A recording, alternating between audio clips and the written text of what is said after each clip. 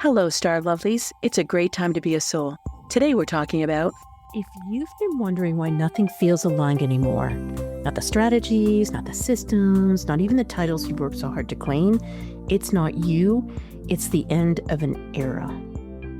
Welcome to your Star Path to Success. I'm Kim Woods, Master Astrologer, Business Strategist, and Soul Mission Activator for powerful leaders like you. And I am starting a brand new podcast series, and we're calling it The Future Trends for Visionary Rebels. And this is what I'm going to share in this series. What's breaking down across industries, business models, and belief systems, the astrological forces behind it, and how your intuitive success signature is designed to lead the rebuild. Because there are a lot of things that are dying. And when things are dying, it doesn't feel comfortable. It feels fraught. We're waiting for the other shoe to drop. It's unknown. Our minds kind of rush in to fill in the gaps. And yet, this is why I want to do this podcast series, because if your mind knows about something, it can think that it's at the head of the curve. It can think it's anticipating it. It can accept it so it doesn't, get you to spiral down in a belief limiting way that is going to derail you from your success. So in this first podcast, I'm going to be talking about, the end of the old era, about power, about productivity, and about permission and how they're out. So we're going to be talking about the collapse. And don't worry, I'm not going to leave you with just the collapse and that's it. I'm going to lead you with this is what's collapsing. And oh, by the way, this is how it's shifting. And then for the next handful of podcasts in this series, we're going to go into each one of these areas: leadership, coaching, the publishing industry, marketing, money.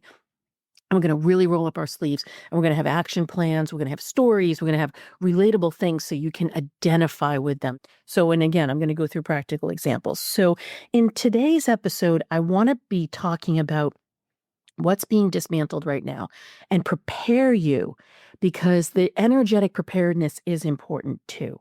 So this isn't just about economics or about astrological shifts. It's about the great collapse, a necessary unraveling of outdated paradigms that no longer serve us, doesn't serve our bodies, doesn't serve our souls, doesn't serve our businesses. So think about this from a personal perspective. I'm going to walk through a story of mine and help you to see how this looks like in the life. So I remember, this is back a few decades, I remember standing in a boardroom. I was in my early 30s. I had a really enviable title. I was deep in the C-suite. I mean, it was kind of cuckoo that I was in the boardroom. I mean, I was in financial planning at the time. Then I moved into systems. And so when you're doing things at that high level, at a time where things weren't as easy as they were to implement as they are now, it gave me access, right? Which was really, really cool. But even though it looked like on the outside that I was really successful, I was actually miserable on the inside. I wasn't aligned with what I truly wanted to do. I didn't really know anything about my intuition. I was ignoring it all the time. I was running around. I was in 4 states a week. I was exhausted. I was unseen. I was completely out of alignment. And then I just remember this one moment. It was actually, I had been at Oracle for a few years, and I went to another, I'm going to just say it, I'm going to throw down. I went to Deloitte, and it was supposed to be one of the best places to work. And I had a partner and a senior manager there who not so much, right? They hired me. I was quote unquote the token woman. I was in the boardroom. I not even being asked. I was the mentor of the entire office and of this entire practice of a woman who can be at that level. If they had asked me, I would have said, oh my God, yes, wasn't asked. So I remember there's a moment, it was like a Thursday night. I was supposed to go with my future husband, with my fiance, and pick out wedding rings. And it was like 6:30. So, a time when you would imagine that you would be off of the client side. I was still on the client side. And the senior manager, through the partner, came up to me and said, I really need you to meet with George. He was the CEO. And I didn't really have access to him all the time. I'll be honest with you. Wasn't the position I was on in this engagement. And I need you to just talk to him. Oh, by the way, I need you to deliver him an extremely difficult message, by the way. It was supposed to be a $5 million deal. They had me talking to him about $5 million, which I was in no position to do. So here I am standing here, given absolutely no ability to say yes or no. I'm standing in a room. This partner comes in, tells me this, and walks away. And then the CEO comes in. And I'm like, well, are you kidding me right now? So here I am standing here, and I'm like, oh, dutifully, this is my job, whatever. I deliver the message. The CEO ends up screaming at me for a good 2 hours, like screaming at me, top of his lungs. Now, part of me could totally understand why he was doing that, because this was ridiculous. I mean, this was absurd, right?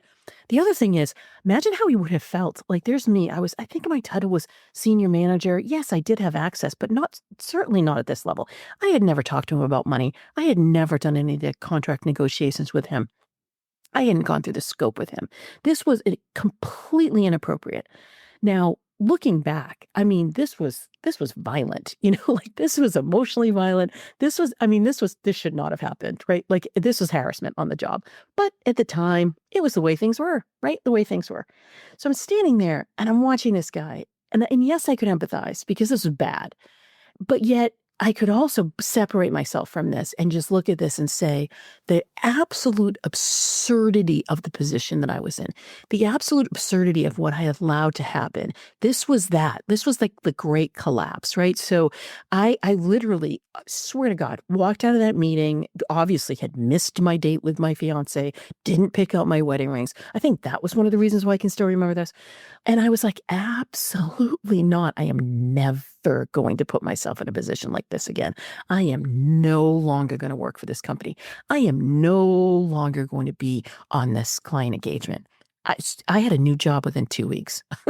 I was gone. So this is what it looks like. You're going along, la, la, la, la, and things start kind of eroding on the fringes. And you're like, yeah, it's not really great. Hence not being asked to be the token woman, right? Hence not being asked to be, positioned in this engagement the way I was. And you just kind of talk yourself out of it. Your mind can rationalize a lot of things. But deep down inside, it's different. You know it's wrong. You know that things have to shift. And then all of a sudden something happens where it's like that shoe drops, the mic drops, and you can look at it and you can say, holy crap, this is not acceptable. And that's what we're talking about right here. But we're talking about it from a planetary perspective. This isn't about me. This isn't even really about you. It's about all of us. This collapse is cosmically orchestrated. It's Pluto's deep work. It's Uranus's shocking changes, and it's Neptune's ability to dissolve illusion. And this is all converging right now to usher us into something new. You may have heard me talk about the magic triangle. I've been talking about this for at least ad nauseum for at least 2 years. And I've been doing it because this is such a big deal. This is a rebirth. And when you have a rebirth, it's like you think of that phoenix, right? Like we've burned things down to ashes and now we're going to be, launching and rising again. And that's what's happening. There's a collective collapse. And this is the thing. Our minds immediately go, right? Collapse doesn't mean failure. Collapse means breakthrough. It means birthing. It means a sacred pause before an exponential, and there's that clarity that comes in, that awareness, that galvanization of action, and then the taking of action to make it happen. And so this is really exciting. So we're watching, it's slow, it's seemingly slow, and then it's fast, and it's slow, and it's fast. So it's a little bit unpredictable in that way. But I'm here to tell you it's actually predictable. No matter what the undulations of the waves look like, it's a full and total collapse of all paradigms. So Pluto in Aquarius is disruption for the new. Uranus in Gemini is like beyond mind-blowing innovation. And Neptune is the dissolving, and Saturn is the building. Between the two of them, when they're in Aries, which in a few months they're going to be, and then they hit conjunct, which means that they blend and kick off an entirely new cycle in February of 2026. And that will be the extinguishing of the cycle that they both began in Capricorn in 1989. So you think about the beginning of that cycle, the Berlin Wall fell, communism collapsed. And then, you know what? We kind of did this patching up and patching in of, no, we're not going to let go of the old. No, we're going to have all the hierarchy still, and we're going to keep the power and the greed and the things the way that they, quote unquote, worked. I put air quotes around that because they really weren't working. So even though it's hard to see things collapsing, honestly take a step back and say, were they really working anyway? Because this stuff has been in its occurrence since 1989. And so when you think about it, let's break this down a little bit more industry-wide. No longer leadership as dominance because the top-down control no longer works. Think about the more technology we've had in the last few decades. Think of AI, think of the remote teams. Just kind of think of it at a practical level, and you can see this happening. Coaching as a product, a little bit of a pet peeve of mine. I'm going to go into this in the third part of this series. And this is where like the high ticket hype is burning out on both sides. And that's a welcoming. And then if you think about publishing as permission, think about the way that traditionally it worked. You had to go to a posh New York agency and be able to get your manuscript accepted and then be able to then be published. Now you can publish all over the place. So creators are choosing themselves.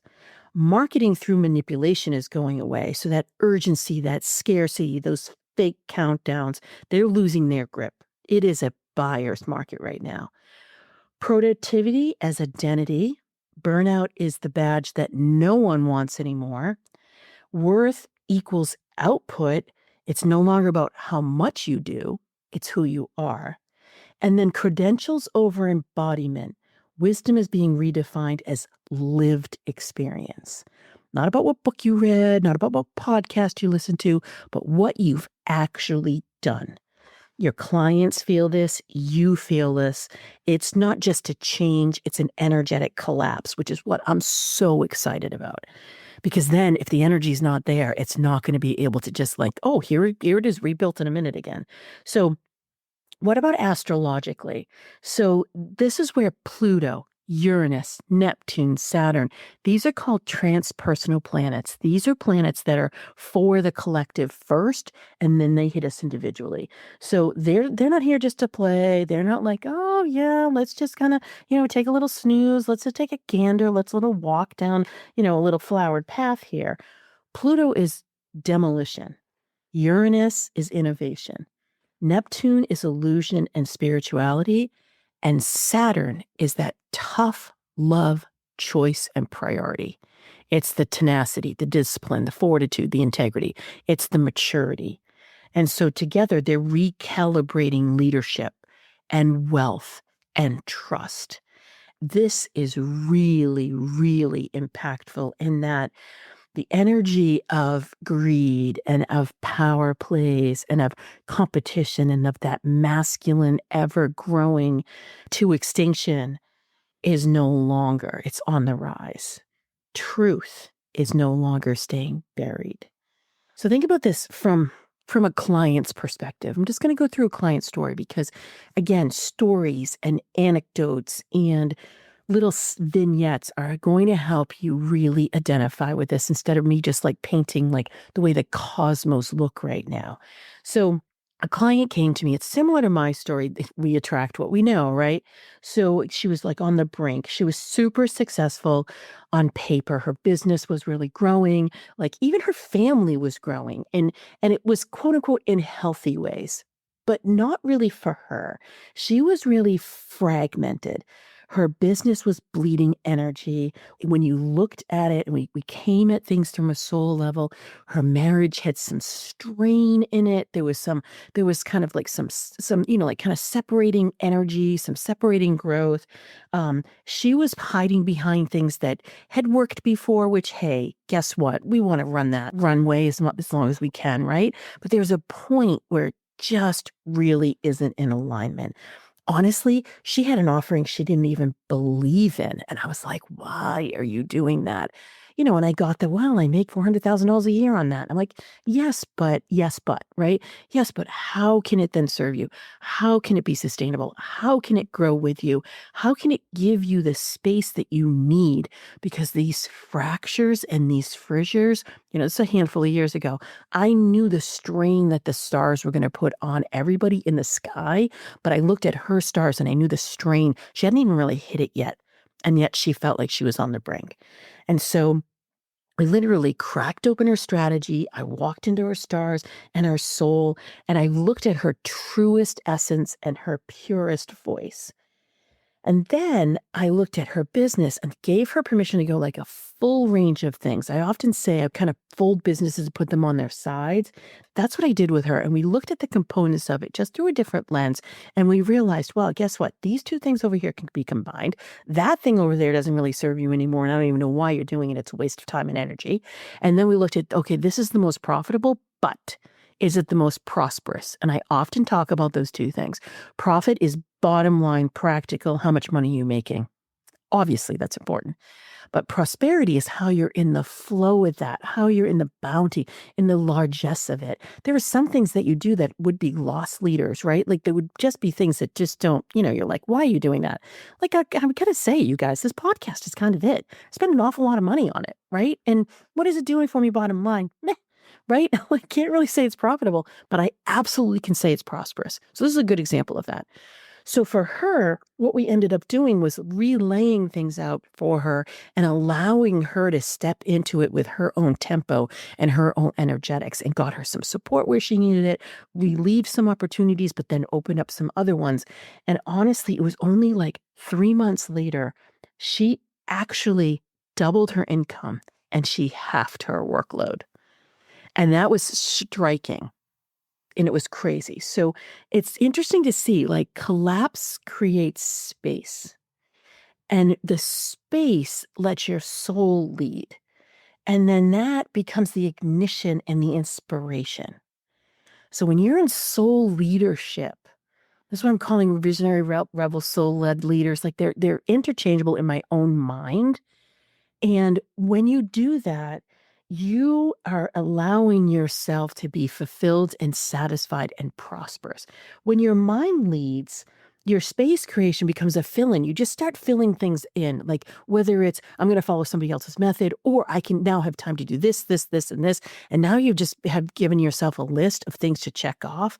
That's not soul-led leadership. That is mind. That's your mind going, uh-oh, creating lack in the spaciousness. So you're driving things and chasing them away further from you than bringing them closer.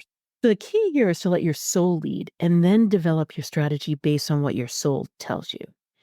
Now let's talk about, like, this collapse is like, I said planetary. So let's go into the astrology a little bit. These are the drivers of the collapse. Pluto in Aquarius. From 2024 to 2044, the next 20 years, this is what you're looking at. Long-term shifts in power, technology, and society. Think about decentralization, AI, and social revolutions. Pluto destroys hierarchies. It centralizes power in communities. So it's more of a decentralized model when it's in Aquarius. There's the organic aspect, the grassroots, the freedom-loving, the equitable, the innovative, and the spirituality-based. Very different than when Pluto was in Capricorn from 2008 to 2024. Totally different vibe. Uranus and Gemini. Now, this is from 2025 to 2032. So it is in the next 7 years. Now, Uranus was just in Taurus since 2018. So that was about real estate and land and climate. Now we're shifting and we're talking about radical reinvention in communication, in thought, in innovation. We're saying goodbye to material anchors. We're saying hello to digital ecosystems. And we're saying hello to thought leadership, even though we can think, quote unquote, think that this has been really a megalith for the last, few decades. This is going to be a whole different thing. It's going to be popping up. I've been talking about bubbles of things lately. Uranus disrupts. So there's going to be disruption in communication, in learning, in marketing, but it also picks up the speed when it's in Gemini. And so we haven't even experienced the pace of what we're going to be walking into for the next handful of years. Now, Neptune in Aries, this is from 2025 through 2039, about a 14-year cycle. And so this is actually of a beginning. The last time that Neptune was in Aries was in 165 years ago. So Neptune is so big and so gaseous and so like spatial and so dissolving and melting usually, especially in his own sign of Pisces that he has been in since 2011. And so we've gotten this wispy factor, this escapism, this kick the can down the road mentality that is going away in Aries. Again, we haven't seen this energy for 165 years, so no one on the planet has felt this.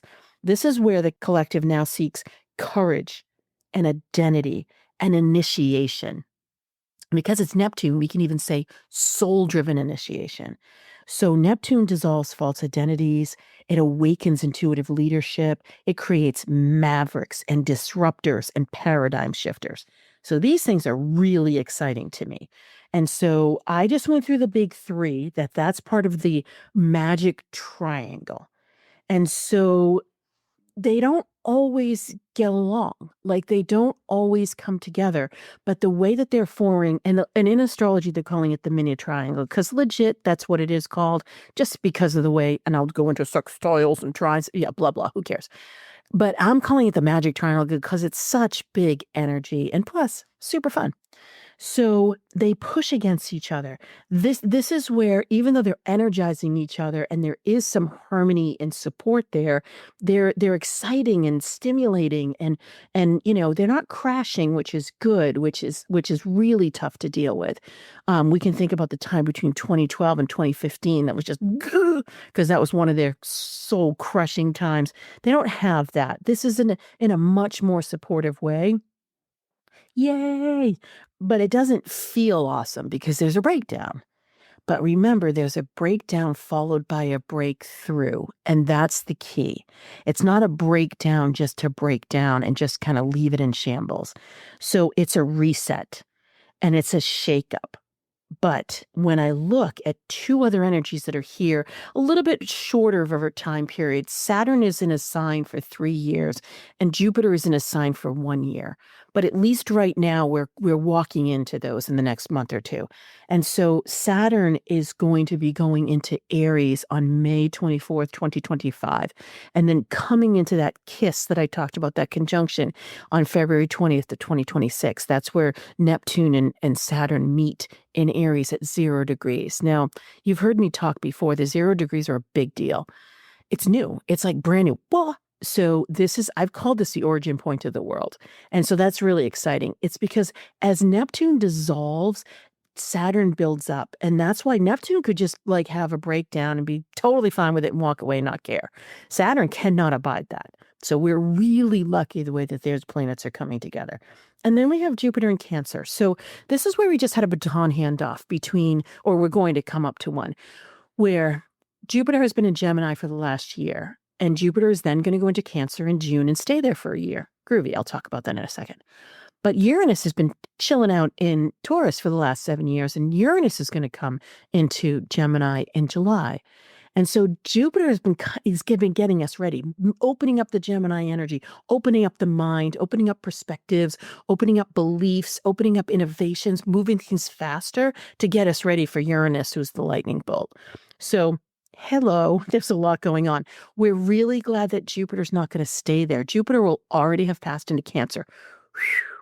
Because that will give us heart-centeredness, groundedness, more family and value and long-term stability, good luck, blessings, support. And we're really going to need that to offset all of these fiery, airy energies.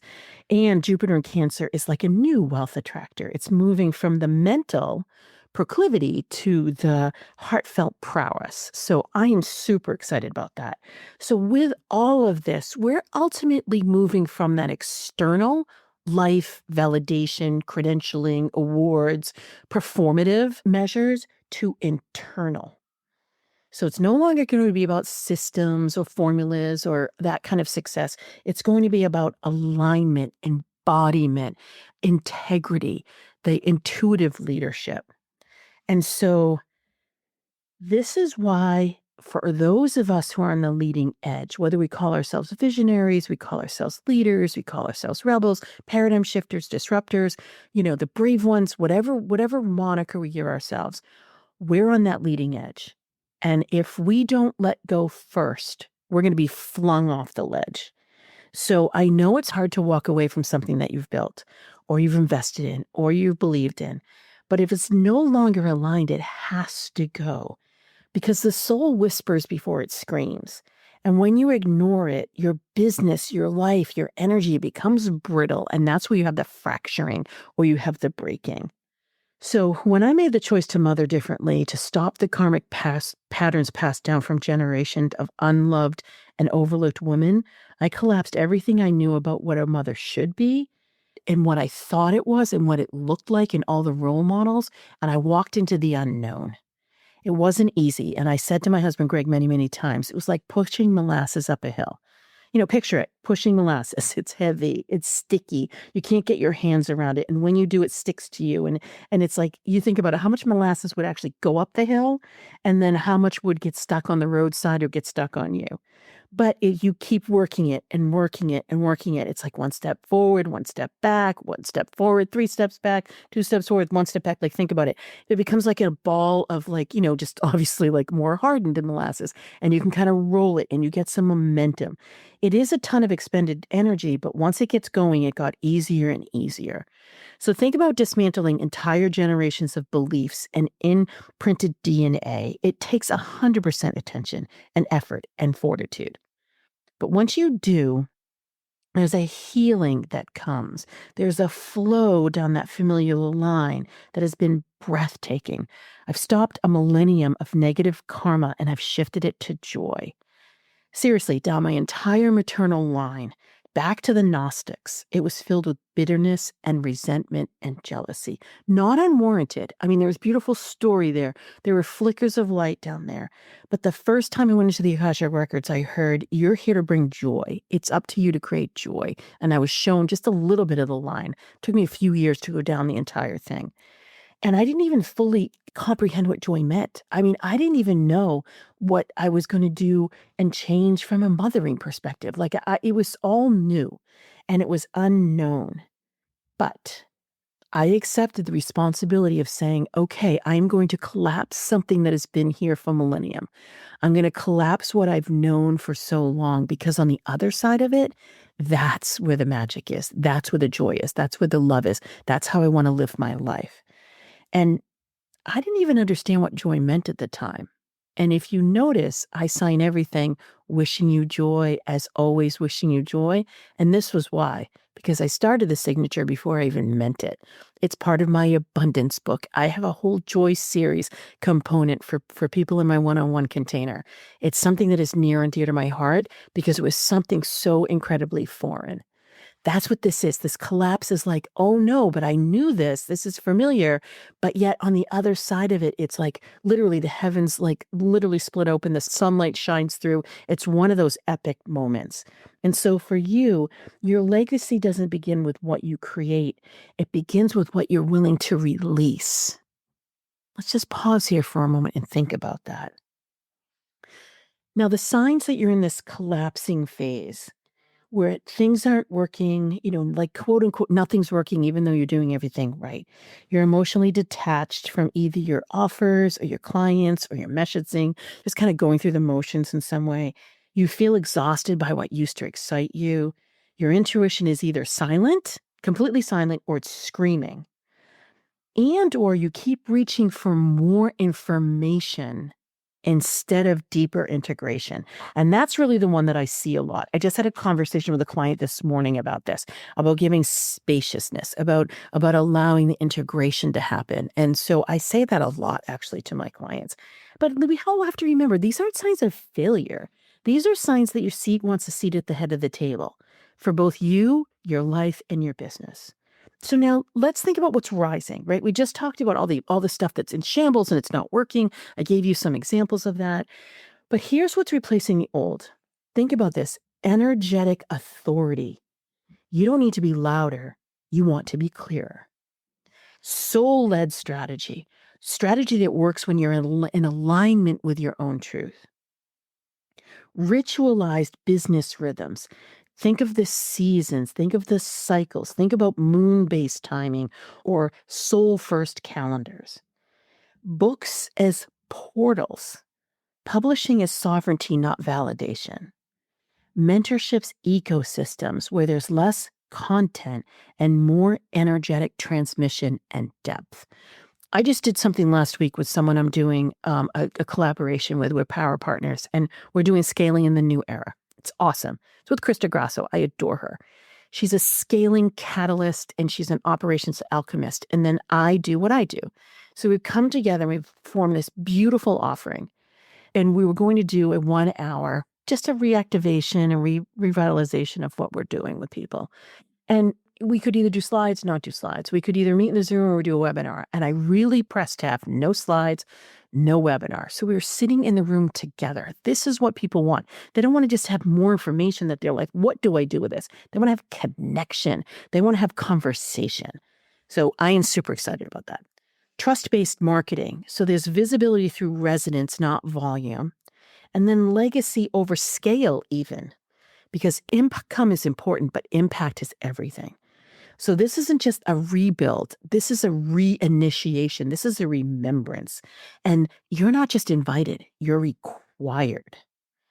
So the power of letting go is really yummy because a client that I had just very recently chose herself for the first time.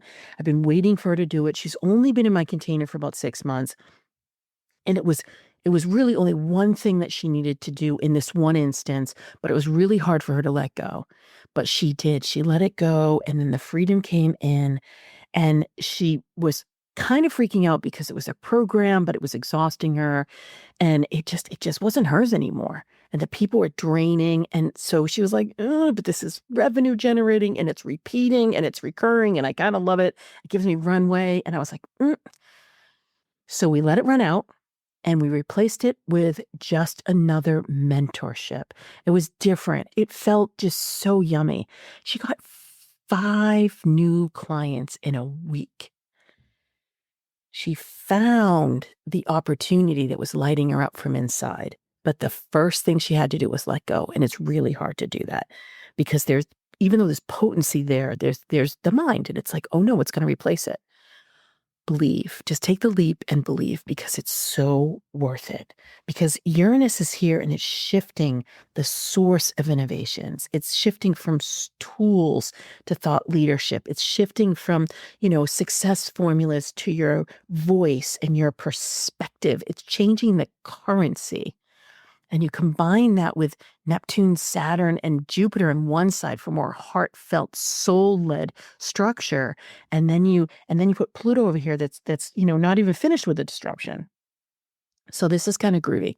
I'm really, really super happy that this is happening, even though it's like, oh, it feels like a lot.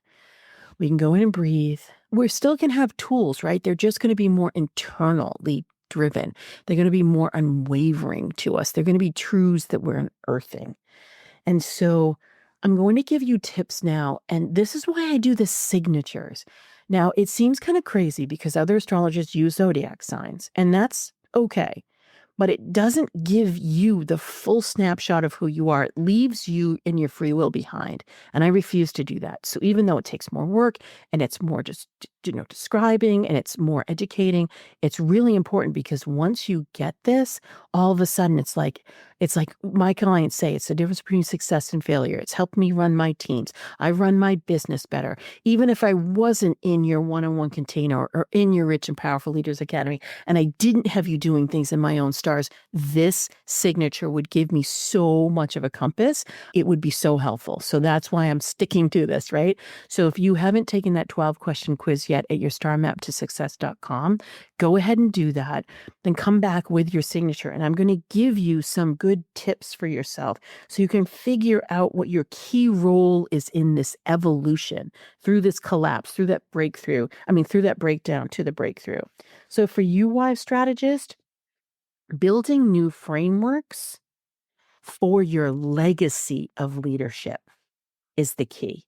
Intuitive visionary, you see what's coming and you can speak it into being. Collaborative explorer, gather in aligned circles and co-create the new infrastructure. This is not for you to do alone. Ruling warrior, you act fast and you burn down the old, so clear the path for the new as well. Creative superstar, your telling of stories helps make the shift real. And for you, loving alchemist, you hold the energy of trust, beauty, and soul during this transformation. So remember, you're not just here to survive this shift, you're here to architect what comes after. So again, if you haven't taken the quiz, go ahead to your starmaptosuccess.com, take the quiz, discover your signature. We're going to thread the signature with these stories, with these examples for at least, I think I have 6 other podcast episodes to do in this series. So the next things we're going to dive into the end of alpha leadership, the collapse of the coaching industry, the reinvention of publishing, soul first marketing. And then the final one we're going to do before the bonus is that work, wealth, and well-being alignment. And then I'm going to go through wealth codes as a bonus. So stop trying to fix what's dying and start building what's destined, because you have chosen to be here at this time with these people doing these things. And as always, thank you so much for listening and sharing with friends. Go ahead and rate and review. I would love to hear what you think about this series. It will help me. These are not easy to put together. It's taken me hours to craft this. So I would love to know what you think and give me any sort of feedback. That would be absolutely divine. And thank you so much for being you. Happy soul tidings. Thank you for listening, and stay tuned for more ways to use the stars strategically to align with your soul purpose, reclaim your power, and increase your prosperity. Please rate and review your favorite episodes, and remember to check out my website at kimwoods.com for my latest forecasts, articles, and offerings. To find out your intuitive success signature, take my 12-question Do You Know, Like, and Trust Yourself quiz and find out how you're living your stars at yourstarmaptosuccess.com. I've so enjoyed our time together, as it's filled with the power of the stars plus strategy to clear the pathway to your success. Until next time, happy soul tidings.